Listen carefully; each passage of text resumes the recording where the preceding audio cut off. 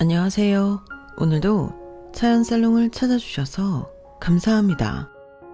저는 50대 중반 여자입니다. 어릴 때 저희 집은 부모님께서 사업을 하셔서 부유한 축에 속했어요. 하지만 물려받은 사업이 아니라 부모님께서 젊은 시절 밑바닥부터 쌓아 올려서 이뤄낸 결실이라서 흔히 부자하면 떠올릴 수 있는 이미지랑은 거리가 좀 있어요. 아무래도 처음부터 사업이 잘 되었던 건 아니다 보니 부자들이 모여 사는 서울권 집값 비싼 동네에 살았던 건 아니고 서울 외곽 평범한 동네에서 좀 비싸다 하는 넓은 평수 아파트에 사는 정도였어요. 동네에서 가장 잘 사는 집 정도였다고 생각하시면 될 것 같아요. 학창시절 내내 경기도의 한 동네에서 쭉 자랐는데 덕분에 동네 토박이인 친구들 중에는 모르는 사이가 거의 없었고 그 중에서도 집이 좀 사는 축에 속하다 보니 저는 꽤 유명한 편이었어요. 안면이 없는 친구들마저도 어디서 소문을 듣고 오는 건지 저에 대해 아는 척을 하곤 했어요. 너희 집이 그렇게 잘 산다며? 좋겠다. 나 너랑 친해지고 싶어. 너랑 친해지면 맛있는 거 엄청 많이 사준다던데? 누가 그래? 지훈이가 그러던데? 나도 지나가다 분식집에서 네가 계산하는 거 많이 봤어. 참 이상하죠. 나이가 든 지금은 초등학생들을 떠올리면 참 순수하고 세상 물정 모를 것만 같은데 막상 초등학생이던 시절 친구들한테 들었던 말을 떠올려 보면 꼭 그렇게 순수하지만은 않았던 것 같아요. 당시에는 좋아하는 친구들이 맛있는 걸 사달라고 하는 게 제게 큰 부담이 아니었고 주머니 속에는 늘 부모님이 주신 용돈이 들어있었기에 안 사줄 이유가 없었어요. 그렇게 한 번, 두 번 친구들에게 간식을 사다 보니 어느새 그게 당연해져 있더군요. 희진아, 우리 떡볶이 먹을래? 그래? 나는 별로 배가 안 고픈데. 그래도 먹고 가자. 나 배고파. 먹다 보면 너도 먹을걸? 그렇긴 한데. 그렇게 하루는 어영부영 배가 고프다는 친구 말에 분식집에 들어갔어요. 그날따라 급식을 많이 먹어서 배가 상당히 불렀음에도 좋아하는 친구의 제안을 거절하지 못해 꾸역꾸역 함께 음식을 시켜 먹었어요. 분명 같이 급식을 먹었던 것 같은데 친구는 둘이서 먹기엔 많은 양의 음식을 한꺼번에 시키더라고요. 처음에는 배가 많이 고팠나 보다 싶었죠. 아무래도 배가 부른 상태에서 먹다 보니 저는 몇 젓가락 먹지도 못하고 금방 수저를 내려놨는데 친구는 잘 먹더군요. 한참 동안 친구 혼자 음식을 먹는 것을 구경하다가 친구가 다 먹고 자리에서 일어났을 때였어요. 야, 윤희진 어디가? 이거 계산해야지. 뭐? 저는 거의 음식을 못 먹어서 당연히 이번에는 친구가 계산하겠거니 생각했던 것 같아요. 평소에는 제가 다 사주다시피 하니 한 번쯤은 친구가 낼 거라고 생각한 거죠. 게다가 그날은 원치 않는 상황에 거절을 하지 못해 앉아 있었던 거기 때문에 더욱 제가 계산하기엔 뭔가 억울한 상황이었어요. 하지만 친구가 워낙 단호하게 계산을 하라고 말하고 뒤에 서 계시는 분식점 주인 아주머니의 눈초리에 결국 압박을 못 견뎌 동전 지갑 속에 꾸깃하게 접어놨던 지폐를 펴 아주머니께 건넸어요. 그제서야 친구는 기분이 좋다는 듯 배를 두드리더군요. 아, 오늘도 잘 먹었다 희진아. 그때 처음으로 머리를 얻어맞은 것 같은 충격을 느꼈어요. 그래서 조심스럽게 물었죠. 지훈아, 근데 오늘은 너가 좀 샀어야 하는 거 아니야? 난 오늘 먹을 생각도 없는데다 별로 먹지도 못했는데. 뭐? 내가 돈이 어딨어? 나도 돈 없어. 엄마 아빠가 주는 돈이 다야. 너 돈 많잖아. 맨날 엄마 아빠가 주는 돈이 네 돈이지. 니네 집은 잘 살아서 맨날 돈 있잖아. 그 친구의 행포는 거기서 끝나지 않았어요. 그날 일이 저에게 큰 충격을 줬음에도 저는 가장 좋아하는 친구라는 이유만으로 그 친구를 놓지 못했고, 그 친구는 저희 집에 놀러와서는 비싸 보이는 물건은 다 달라고 요구하고, 거절하면 절 나쁜 친구 취급했죠. 하루는 제가 혹시나 싶은 마음에 친구를 시험해보기로 했어요. 정말 작은 거라도 친구가 저를 위해서 사준다면 지금까지 해온 모든 행동을 저만의 일방적인 오해라고 믿을 수 있었어요. 지훈아, 오늘 너무 덥지 않아? 우리 아이스크림 먹을래? 그럴까? 난 좋지. 네가 사는 거지? 아, 그런데 나 오늘은 돈이 없어서 네가 한번 사주면 안 돼? 뭐? 안 되지. 나 돈 없다니까? 나는 맨날 사주잖아. 아, 됐어. 그럼 먹지 마. 나 안 먹어. 그렇게 당하고도 안 돌아오던 정신이 그땐 정말 번쩍 들었어요. 본인이 먹고 싶다는 건 순수하게 다 사줬는데 저를 위해 더운 여름날 아이스크림 하나 못 사준다는 친구를 제가 왜 친구라고 믿고 있나 싶더라고요. 굳이 제가 노력하지 않아도 그때부터는 서서히 마음이 멀어져 가면서 자연스럽게 멀어졌어요. 왜 자신을 피하냐는 친구의 말도 아무렇지 않게 무시할 수 있었고, 그렇게 절친한 친구에서 완전히 어색한 사이까지 멀어질 수 있었죠. 하지만 제가 고등학교 3학년이 되자 상황이 크게 달라졌어요. 고등학교 올라갈 즈음부터 아버지 사업이 휘청휘청 한다는 건 대충 집안 분위기로 알고 있었는데 3년을 버티지 못하고 아버지 사업이 크게 망해버렸어요. 그때부터 우리 집안은 급격히 어려워졌어요. 학교에서 나름대로 유명했던 만큼 집 형편이 안 좋아졌다는 소식도 빠르게 번져 너도 나도 모르는 사람이 없게 되더라고요. 저를 부러움으로 보던 눈빛들이 대놓고 동정심 가득한 눈빛으로 바뀌었어요. 처음에는 덤덤히 받아들이려고 했는데 제 마음도 모르고 한마디씩 얻는 친구들 때문인지 학교 생활을 하는 게 너무 힘들더라고요. 차라리 모른 척 해줬으면 했는데 어찌나 일일이 아는 척을 하는지 오죽했으면 저희 집이 망한 게 그리 좋은가 하는 생각까지 들었어요. 다행히 시기상 졸업을 앞두고 있었고 3개월 정도 힘겨운 학교 생활을 마치고 저희 집은 더 집값이 싼 곳으로 이사를 갔어요. 형편이 이렇게 되고 나니 친하게 지냈던 친구들과도 만나기 싫어지더라고요. 저 때는 여자들은 대학을 안 가는 게 이상하지 않은 시절이었지만 집안이 부유했던 만큼 입시 준비를 하던 대학도 있었는데 모든 미래 계획이 엎어졌어요. 집에 쌓인 빚을 갚는데 조금이라도 도움이 되어야 한다는 생각이 강했고 밤낮을 가리지 않고 일을 시작했어요. 힘든 날도 많았지만 그래도 이런 위기야 어려움이 일할 수 있는 나이가 되고 나서 찾아온 것이 다행이라며 긍정적인 생각으로 하루하루를 겨우 버텨냈어요. 그렇게 바쁘게 살다 정신을 차려보니 정말 많은 것이 달라져 있더군요.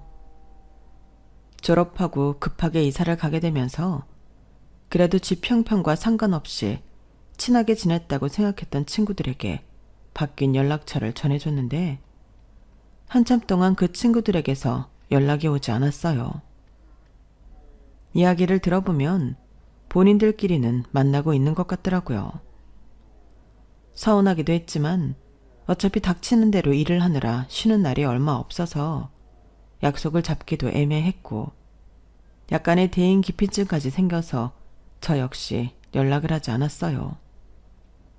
그렇게 살다 보니 제 옆에는 연락만 가끔 주고받는 단 한 명의 친구만 남았어요. 오히려 학교 다닐 때는 친하게 지내지 않았던 친구였는데 늘 저와 친하게 지내고 싶어 했던 친구였어요. 다른 친구들과 마찬가지로 저희 집 형편 때문에 저랑 친해지고 싶어 한다는 생각에 멀리했던 친구였는데 막상 제가 어려워지니 제 곁에 있어주더라고요. 생활고에 치여 잘 만나지 못하는데도 묵묵히 제 이야기를 들어주고 제 곁에 있어주는 고마운 친구였어요. 형편이 어려워지니 화목했던 가정도 깨지고 부모님 사이에도 균열이 생기기 시작하는가 싶더니 불화가 시작됐어요. 매일 엄마는 아빠를 원망하고 아빠는 엄마의 감정을 보살펴주지 않으셨어요. 그러다 결국에는 엄마께서 집을 나가버리셨어요. 희진아, 미안하다. 엄마도 이제는 더는 못 살겠어. 엄마가 필요하면 언제든 연락해라. 엄마께서는 제게 연락처만 쥐어주고 아빠 몰래 집을 떠나셨어요. 그로부터 얼마 지나지 않아 엄마는 돈이 많은 다른 남자와 함께 산다는 소식을 들었어요. 배신감이 이루 말할 수 없었죠. 희진아, 아빠가 잘못하지만 않았더라면 이렇게 되지 않았을 텐데. 아빠가 미안하다, 우리 딸. 다 아빠 잘못이야. 아빠가 못나서 생긴 일이다. 엄마가 집을 나가고 다른 남자와 산다는 소식을 들은 아빠께서는 매일 술을 드시고 우길 반복하셨어요. 처음에야 위로해드렸지만 자주 그러시니 너무 감당하기 힘들더라고요. 저를 둘러싼 상황이 힘들어질수록 더 열심히 일했어요. 정신없이 일을 해야 잡생각을 할 시간이 없어져 우울감도 덜했고 빚을 갚을 돈도 금방 모아졌으니까요. 그렇게 살다가 우연히 친구를 통해서 모 대형 건물의 내부 경비와 안내 일을 담당하는 일을 소개받게 되었어요. 주로 건물 로비를 돌아다니거나 안내 데스크에 앉아서 출입하는 외부인들을 관리하고 안내하면 되는 일이라 그리 어렵지는 않았어요. 일하는 환경도 쾌적하고 대우도 나쁘지 않아서 규칙적으로 출근하고 돈도 괜찮게 줘서 오래 할 만하더라고요. 그 일을 시작하면서 본격적으로 일상에 안정이 찾아왔죠. 워낙 큰 건물이다 보니 안에 이런저런 회사 사무실이 다 들어와 있었어요. 가끔은 번듯하게 차려입고 출퇴근하는 직장인들을 보며 형편이 나빠지지 않았더라면 나도 이렇게 멋진 건물에 있는 회사에 다닐 수 있었을까 상상하기도 했어요. 하지만 그런 사람들을 보며 우울감에만 빠져있기엔 저에게는 여유가 없었죠. 그 전에 워낙 식당에서 주방 일이라든지 서빙이라든지 몸이 힘든 일을 많이 해서인지 지금 하고 있는 일의 강도와 보수가 몹시 만족스러운 상태였어요. 같이 일하시는 분들께서도 다들 좋게 봐주셔서 꽤 오랫동안 일을 했죠. 아마 그렇게 3, 4년쯤 일을 했을 때였을 거예요. 어머, 너 희진이 아니니? 정희 이모. 아, 그래. 다행히 기억하는구나. 너 여기서 일하고 있는 거야? 아, 네. 그렇게 됐어요. 너희 부모님이랑 하도 연락이 안 돼서 얼마나 걱정했는 줄 아니? 부모님은 잘 계시지? 그게요. 일단 이거 내 연락처야 받아놔라. 오늘은 이 건물 회사에 미팅할 일이 있어서 잠깐 왔거든? 매일 출근하니? 네, 평일에는 계속 출근해요. 그래? 다음에 올 때는 조금 일찍 올 테니까 밥이라도 한 끼 먹자. 어떻게 살고 있는지도 궁금하고. 내가 어렸을 때 너 얼마나 예뻐했는지 기억나니? 그럼요, 다 기억나죠. 챙겨주셔서 감사해요.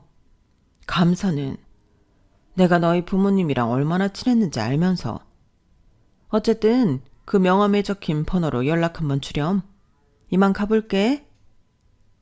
생각지도 못하게 로비에서 만난 건 아빠 사업이 잘 나가던 시절 아빠와 가장 친하게 지내던 분의 와이프셨어요. 부부끼리 워낙 친하셔서 어렸을 때 저희 집에 놀러와서 가족끼리 식사도 자주 했고 놀러도 갔었죠. 사실 집이 그렇게 어려워지고 나서부터는 저를 알던 누군가와 마주치는 것에 굉장히 불편함과 두려움을 느꼈지만 그분은 예외였어요. 그만큼 가족처럼 편하게 느껴지는 사이이기도 했지만 무엇보다 이렇게 힘들게 살던 와중에도 늘 생각나는 사람이 하나 있었거든요. 바로 정희 이모의 아들이었어요. 저보다 2살이 많았는데 또래 남자들과는 달리 성실하고 얌전한 분위기였어요. 늘 공부도 성의권을 유지해서 가족들이 칭찬을 아끼지 않았고 그 나이답지 않게 배려심 깊고 따뜻한 면이 있어서 어린 마음에 몰래 좋아했었거든요. 지금 제가 사는 모습이 많이 초라하긴 하지만 그래도 가끔 그 사람 생각은 나더라고요. 어떻게 살고 있는지 그 오빠라면 지금쯤 이 회사 로비에서 보는 사람들처럼 어엿한 직장인이 되어 있지 않을지 그런 상상도 참 많이 했어요. 그런데 이렇게 정희 이모를 마주치다니 정말 인연이라는 게 뭔지 신기하더라고요. 나중에 정희 이모와 연락을 주고받게 되면서 저희 가족 소식을 전했고 이야기를 들은 이모께서는 무척 안타까워하셨어요. 사업이 위기에 처하고 이모도 경영을 하시는 분이라 어떻게든 도움을 주려고 하셨지만 잘 되지 않으셨다고 했어요. 그래도 그때까지는 연락이 꾸준히 됐었는데 사업이 망한 이후로는 아예 소식이 끊겨서 저희 가족을 찾기 위해 노력을 많이 하셨지만 쉽지 않으셨다고 하더군요. 그래도 이렇게 열심히 살고 있는 모습을 보니 참 기특하네. 아니에요. 당연히 해야 할 일을 하는 건데요. 그래도 너희 엄마가 딸은 곱게 키워야 한다고 어찌나 애지중지 키웠었는데 이렇게 딸이 고생하는 건 모르고 힘들다고 혼자 그렇게 떠나버리냐. 떠나버리길. 그 말씀에는 저도 씁쓸한 웃음을 지을 수밖에 없었어요. 저에게는 엄마가 남기고 가신 연락처가 있긴 했지만 차마 연락을 못 하겠더라고요. 그렇게 소식이 끊긴 지도 한참이라 저도 엄마께 먼저 연락할 용기는 없으면서 괜히 원망만 들었어요. 그렇게 원망은 짙어지고 시간이 흐르다 보니 정말 남남처럼 살게 됐죠. 이모께서도 대충 상황 파악은 되셨는지 잠깐 뭔가 고민하시는 얼굴을 하시더니 갑자기 제 2손을 덥석 잡으셨어요. 너 나랑 일해볼래? 네?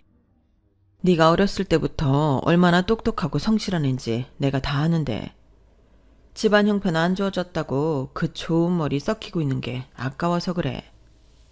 지금 하고 있는 일에 나름대로 만족하면서 다니고 있는 것 같아서 제안하기 조심스럽긴 하지만 어떻게 생각하니? 어렸을 때 알고 지낸 분이지만 어떤 일을 하시는지는 부모님께 들어 익히 알고 있었어요. 이모께서는 이름만 들어도 다 아는 모 대기업 호텔의 사장이셨거든요. 그런데 갑자기 같이 일을 하자고 하시니 당황할 수밖에 없었어요. 너무 감사하긴 한데 제가 보시다시피 대학도 못 나왔고 할 줄 아는 게 없어서요. 뭐가 걱정이니? 일이야 배우면 그만이지. 내가 도와줄 테니까 그런 부분은 걱정하지 마. 정말 그래도 될까요? 나한테 이력서 한 장만 써서 보내줘. 호텔에도 여러 부서가 있거든. 어디서 일하면 좋을지 보고 알려줄게. 너처럼 똑똑하고 야무진 애는 적응만 하면 금방 할 거야. 그렇게 말씀해 주셔서 감사합니다. 감사는 무슨, 나도 힘들 때 너희 엄마한테 도움 많이 받았어. 서로 돕고 살아야지. 그리고 나 직원 아무나 안 쓴다.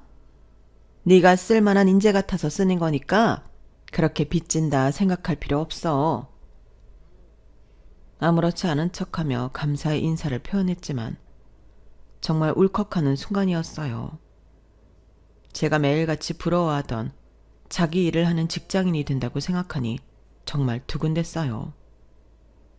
제게는 기회가 도무지 없을 것만 같았던 새로운 일에 대한 도전이 가슴 벅차게 설레더라고요.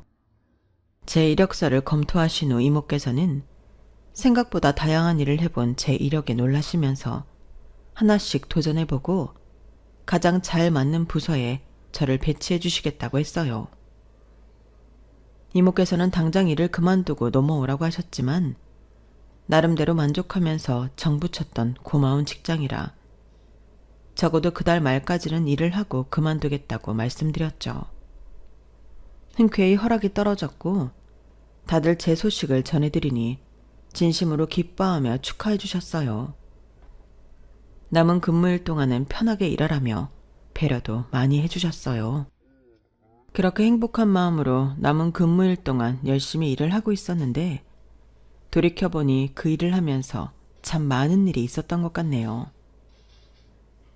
야, 이게 누구야? 세상에, 너 윤희진 아니야?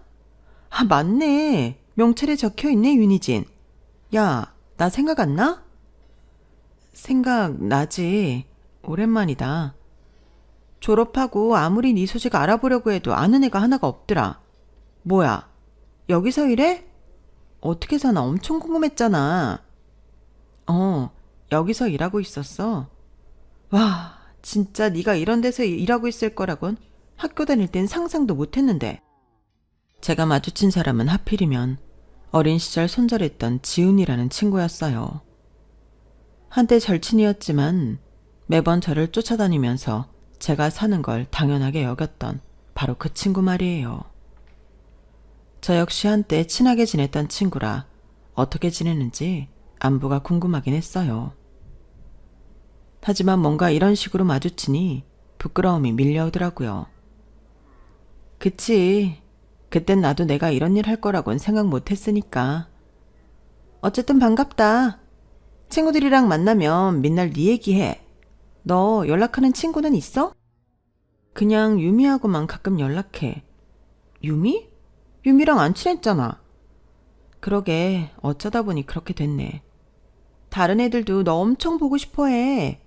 나 여기 위에 회사에 붙었거든. 앞으로 자주 보겠다. 나중에 친구들한테 회사 놀러 오라 해서 같이 보자. 그래, 그러자. 취직 축하해. 여기 다 좋은 회사밖에 없던데. 그치? 우리 집에서도 완전 경사났어. 너한테 축하받으니까 참 좋다. 어릴 때 늘 네가 부러웠거든. 내가 다음에 밥 한번 살게. 어릴 때 내가 너한테 좀 얻어먹었어야지. 그때야 뭐 어릴 때니까. 에이, 그래도 나도 사람이라 좀 미안했거든. 또 보자, 친구야. 잔뜩 신난 얼굴로 뛰어가는 친구의 모습을 보니 마음이 착잡했어요. 좋은 곳에 취직했다고 하니 기뻐해줘야 마땅한데 기분이 좋지 않더라고요. 그때는 제 기분이 좋지 않은 이유에 대해 정확히 몰랐어요. 어렸을 때 그런 일이 있어서 멀어진 친구였긴 하지만 어리고 못 모를 때의 일이고 그때 일이 미안했다고 직접 사과까지 했는데 왜 이렇게 마음이 찜찜하고 불쾌한지 모르겠더라고요. 그땐 그냥 남은 근무일이 얼마 남지 않아 다행이라고만 생각했어요. 그 친구와 매일 마주칠 생각만 하면 불쾌하고 괴롭기만 하더군요. 그렇게 이틀 정도 남은 근무일을 채우는 동안 다행히 친구와는 마주치지 않았어요. 의도적으로 친구를 마주쳤던 그 시간쯤 로비에 나가 있지 않았거든요. 그렇게 저는 다시 아무도 제 소식을 모르게 되었고 조금 쉬는 날을 가진 후 이모가 운영하시는 호텔로 이직하게 됐어요. 식당에서 근무했던 경험으로 F&B 부서에 먼저 들어갔어요. 워낙 전에 힘든 일을 많이 했어서 그런지 힘들긴 해도 할만하더라고요. 거기서부터 예약팀, 객실팀까지 일을 하다가 마지막에는 객실팀에 정착을 하게 됐어요. 학교 다닐 때 외국어 공부를 많이 한 보람이 있는지 프런트 일이 제 적성에 맞더라고요. 영어도 곧잘하고 일본어도 좀 하네. 이모가 지원 좀 해줄 테니까 공부 좀 더 해봐. 이모의 도움으로 외국어 학원도 더 다녀서 영어와 일본어 자격증도 땄어요. 학업과 일을 병행하는 게 쉽지만은 않은 일이었지만 기회가 주어진 게 감사했죠. 그렇게 정신없이 바쁘게 살고 있는데 프런트에서 누군가 아는 척을 하더라고요. 희진아, 여기서 일한다더니 진짜였네? 이게 얼마만이야? 엄마가 얼마 전부터 자꾸만 네 얘기를 해서 궁금해서 와봤어. 시간이 좀 흘러 키도 크고 성숙해졌지만 한눈에 알아볼 수 있었어요. 어릴 때 짝사랑했던 정희 이모의 아들이었죠. 오빠, 처음엔 못 알아봤어. 많이 이뻐졌다. 에이, 무슨. 여기서 일한다고 꾸며놔서 그런 거지. 예쁘기만 한데 뭘. 성격도 여전하네. 진짜 반갑다. 오늘 시간 괜찮아? 퇴근하고 밥이나 같이 할래? 좋아. 그런데 오빠는 여기 무슨 일이야? 여기서 일해? 아니, 여기는 아니고 옆에 있는 호텔에서 일하거든. 땡땡 호텔, 알지? 그 호텔은 늘 이모께서 경쟁업체라고 말씀하시던 호텔이었어요. 거기서 일을 한다고 하니까 정말 놀랍더라고요. 정말? 가깝네. 우리 경쟁업체라고 하셨는데. 그치? 나도 그래서 여기 견학차 와봤어. 아무튼 끝나고 연락할게. 내 연락처 알아? 네 소식 처음 들은 날부터 엄마한테 물어서 미리 받아놨지. 대뜸 연락부터 하면 좀 놀랄 것 같아서. 이따 보자. 아, 응, 알겠어. 너무 반가우면서 동시에 제 연락처를 미리 받아놨다는 말에 설레더군요. 어린 시절 말도 못하고 혼자 소갈이하듯 좋아했던 짝사랑하던 남자가 이렇게 저를 반가워해주고 연락처까지 미리 받아놨다는 사실에 저도 모르게 묘한 기대감이 생겼어요. 하지만 그때의 저는 제 자신에게 자신이 너무 없었어요.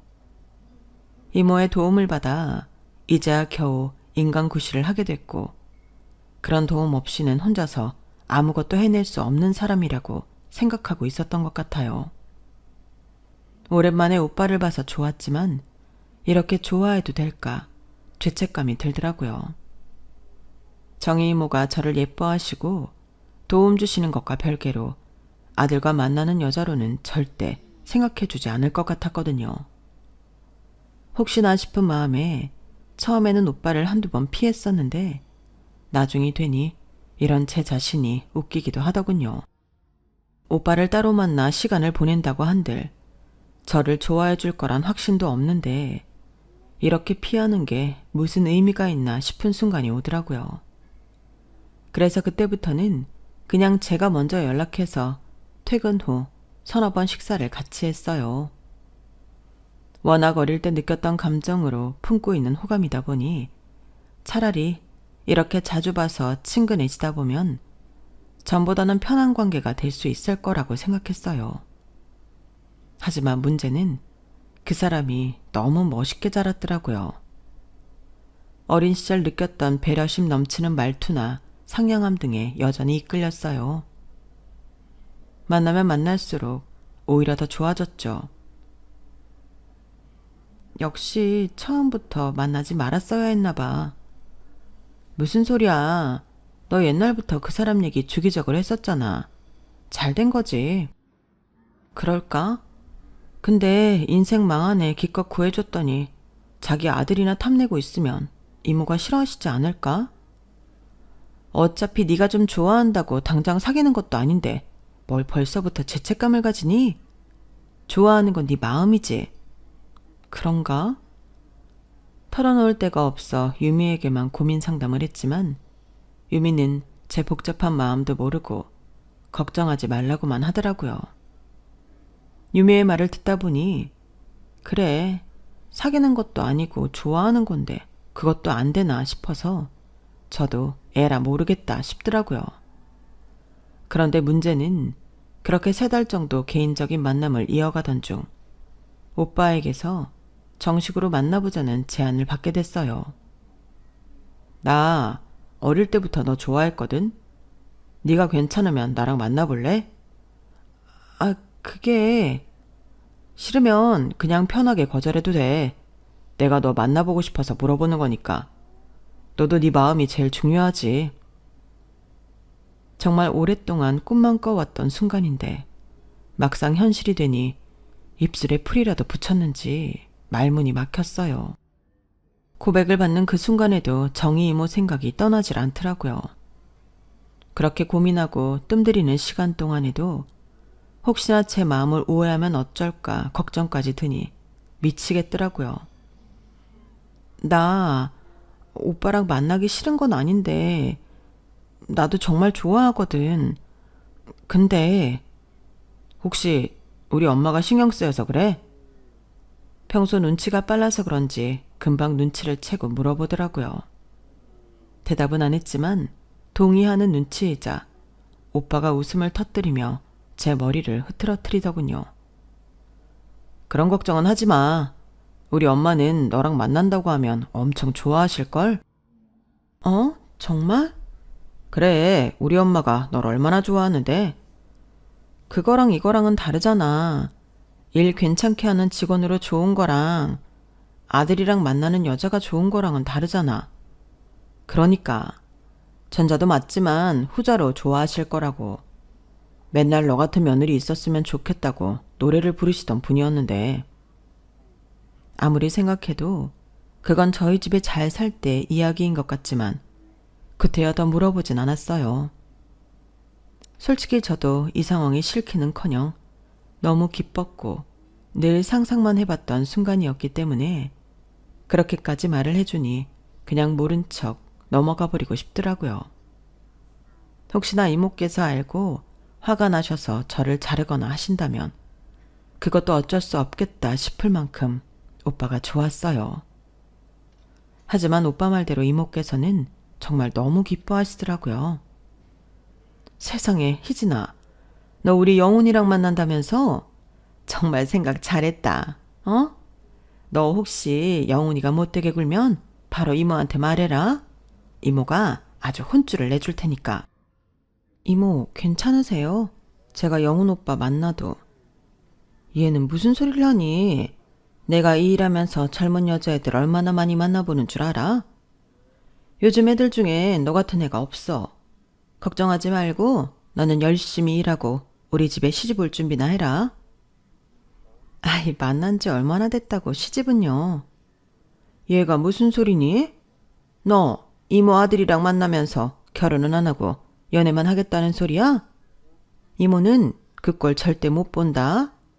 무조건 우리 집으로 시집와. 난 너 아니면 며느리로 들일 생각 없어. 말만이라도 감사합니다, 이모. 진짜라니까 얘는. 그때만 해도 이 모든 게 한여름밤의 꿈만 같았는데 2년 정도 연애를 한 후에 정말로 결혼을 하게 됐어요.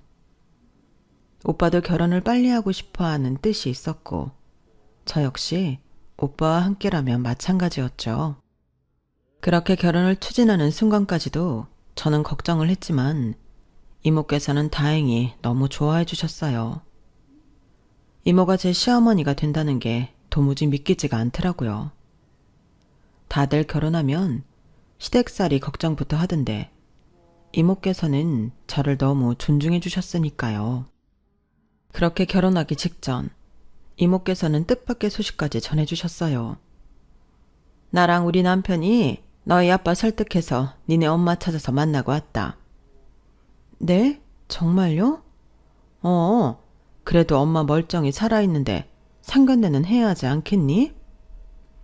엄마 잘 지내세요? 너한테 미안해서 면목이 없다고 나 붙잡고 한참을 울더라. 무슨 자격으로 네 얼굴 보겠냐고 그러더라고. 연락처 받아왔으니까 결혼식장 들어가기 전에 둘이서 한 번은 만나봐. 너 영훈이랑 결혼한다고 하니까 너무 좋아하더라. 연락 안 한 지도 못 보고 산 지도 오래라 어색했지만 가슴 깊은 곳에 항상 묻어두고 살던 그리운 엄마였어요. 몇 날 며칠 밤을 고민한 끝에 용기를 내서 연락을 했고 엄마께서는 신호음이 채 2번이 울리기도 전에 전화를 바로 받으시더군요. 울먹이는 목소리로 약속을 잡고 저희 모녀는 눈이 마주치는 순간부터 눈물에 상봉을 했어요. 엄마를 만나고 나니 그때부터 실감이 나더라고요. 그날 정희 이모를 만난 뒤로부터 쭉 제 인생이 좋은 방향으로만 흘러가고 있다는 걸요. 여기서 더 행복해질 수 있나 싶었는데 결혼을 하고 나서는 더 행복한 일 투성이었어요. 예쁜 딸 하나와 귀여운 아들을 낳아 열심히 길렀고 아이들이 어느 정도 큰 후에는 복직을 해서 커리어도 이어나갔죠. 그때는 육아휴직이라는 개념이 희미해서 아이를 낳은 여자들이 복직을 한다는 건 꿈꾸기 힘든 일이었는데 이 역시 이모께서 총지배인으로 계신 덕분에 가능한 일이었어요. 몇 년 안 가 이모께서도 은퇴하셨지만 덕분에 저희 아이들도 봐주셨죠. 그렇게 행복한 하루하루를 보내고 있는데 어느 날 유미에게서 전화가 왔어요. 희진아, 너 혹시 초등학교, 중학교 애들 보러 갈 생각은 없어? 어? 왜? 아니, 얼마 전에 애들한테 연락이 와서 나도 정말 오랜만에 동창회 나갔거든. 그런데 다들 네 안부 궁금해하고 보고 싶어 하더라고. 내가 너랑 연락한다고 하니까 한번 꼭 데리고 나와달라고 해서. 그래? 그럴까? 정말? 너 애들 별로 안 보고 싶어 했잖아. 괜찮아?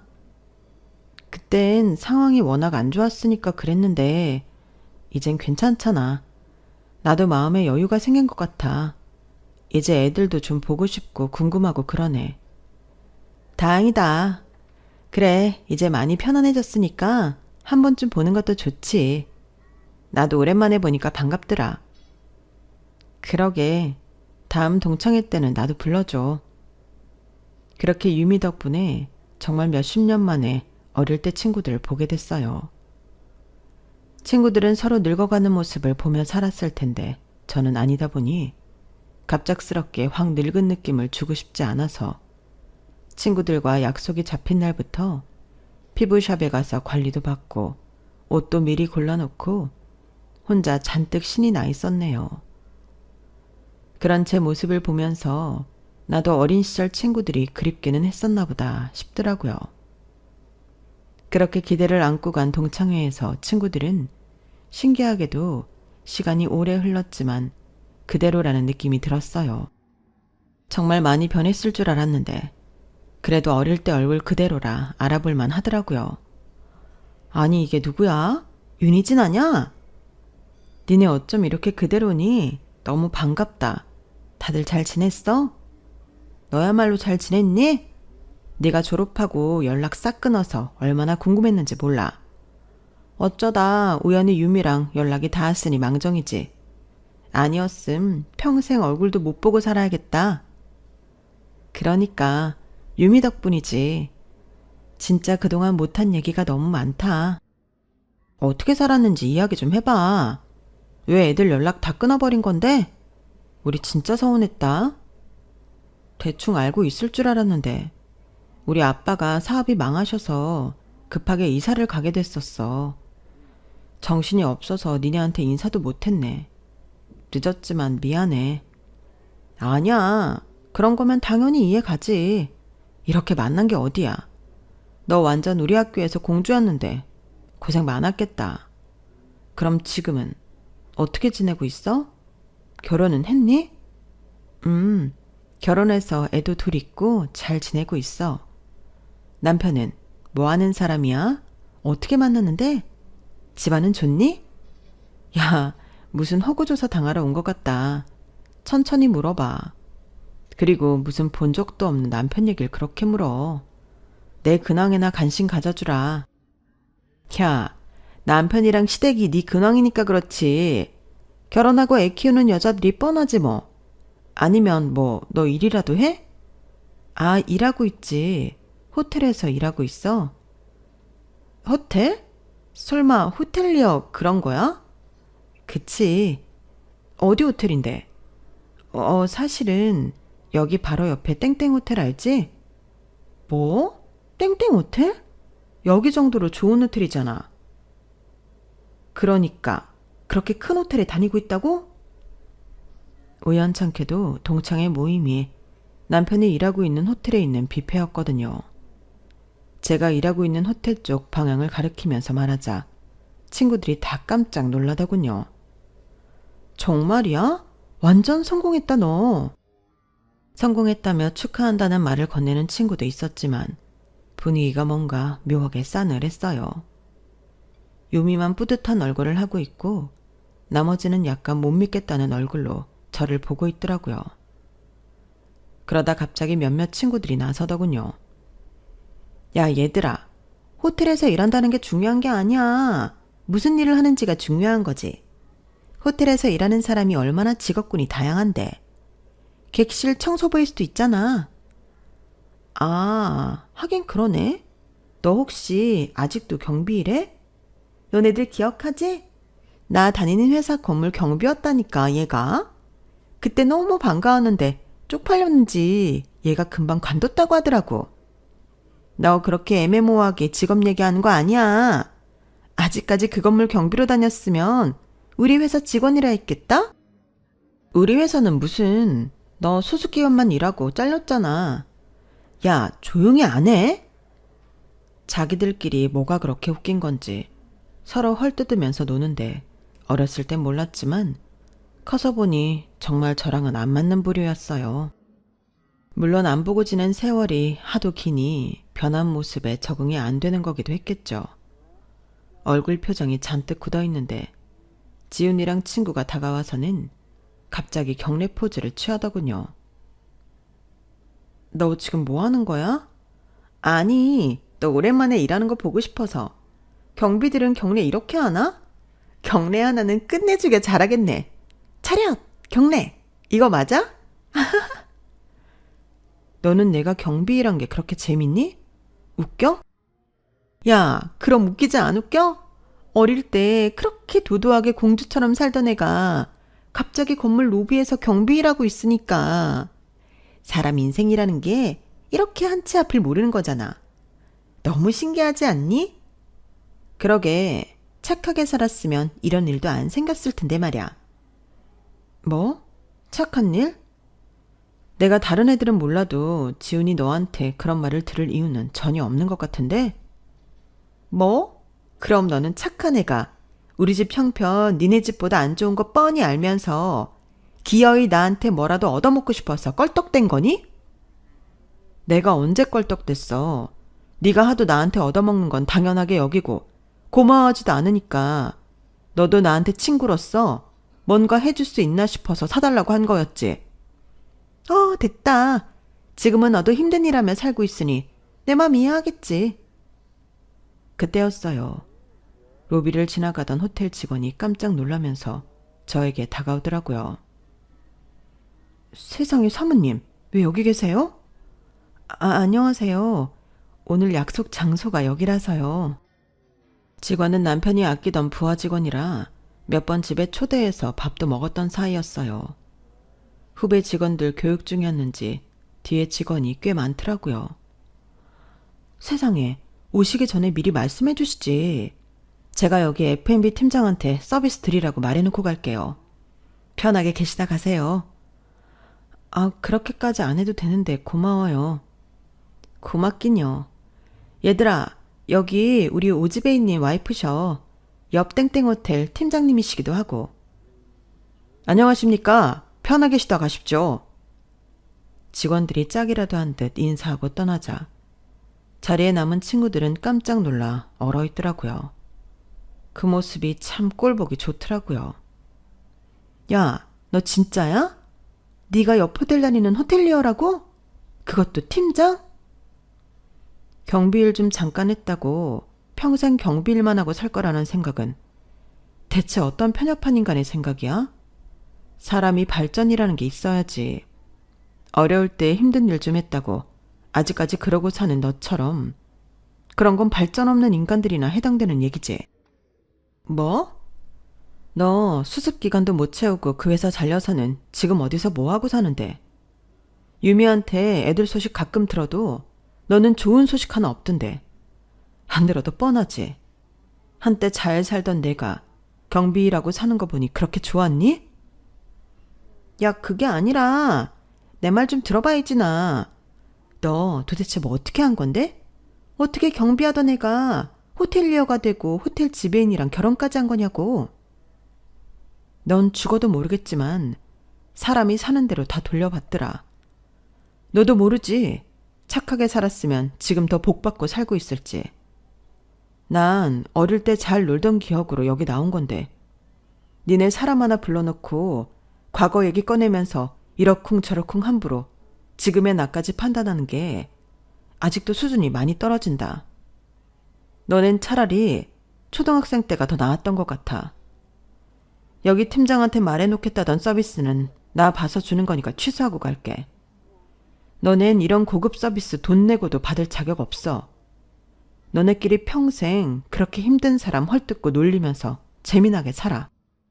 자, 잠깐만이지나. 오해야. 지훈이만 그런 거지. 우린 너 그렇게 생각 안 했어. 그래, 이진아. 우린 너 다시 잘된 모습 보니까 너무 좋아 보이는데? 우리 너랑 다시 친하게 지내고 싶어서 부른 거야. 가지 말고 더 얘기 좀 들어봐. 제가 자리를 나서다 그때까지는 방관하며 같이 비웃고 있던 친구들이 바로 지훈이를 손절하며 제게 들러붙더라고요. 난 저렇게 수준 떨어지는 애랑 못 놀아, 얘들아. 정 나를 끼고 싶으면 지훈이를 떼내든가. 지훈이? 우리도 지훈이 쟤 너무 거칠어서 안 맞았어. 우리가 지훈이 떼내고 연락할게. 조심히 들어가. 야, 송지은, 뭐라고? 등 뒤로 싸우는 소리가 들려왔지만 저는 한 번도 뒤돌아보지 않고 자리를 나왔어요. 이 나이 먹고도 저러는 꼴이 참 한심하기 그지없더군요. 나오는 길에는 괜히 시어머니 생각이 나더라고요. 시어머니가 아니었다면 정말 지훈이 말대로 아직까지 경비 일을 하고 살고 있었을지도 모르는 일이니까요. 어머님 댁에 고기랑 과일 바구니를 사들고 가서 감사 인사를 드렸더니 어머님께서 뿌듯한 얼굴로 제 손을 잡아주시더군요. 기회를 줬을 때 잡은 건 단히 능력이야. 그럼에도 내게 기회를 준 사람에게 감사한 마음을 가질 줄 아니? 넌 분명 더 잘 될 거다. 저도 여기 사연을 올리기 전에 정말 많은 사연들을 봐왔지만 시어머니가 원수면 원수였지 이렇게 은인인 경우는 제가 처음일 거예요. 제 인생에 굴러온 가장 큰 복은 남편도 아닌 바로 저희 시어머니거든요. 앞으로도 시어머니를 잘 모시면서 오손도손 살아가려고 합니다. 힘들었던 과거는 시어머니 덕분에 다 잊은 지 오래예요. 세상에 이런 시어머니만 계신다면 진작에 고부관계가 가족처럼 따뜻해질 수 있지 않았을까 가끔 생각해보곤 한답니다. 지금까지 제 사연 들어주셔서 고맙습니다. 여러분의 가정에도 항상 행복이 가득하기를 바랍니다. 안녕히 계세요. 여러분, 사연 댓글에 응원과 현명한 조언 부탁드려요. 좋아요와 구독은 저에게 큰 힘이 됩니다. 오늘도 좋은 일 가득하세요.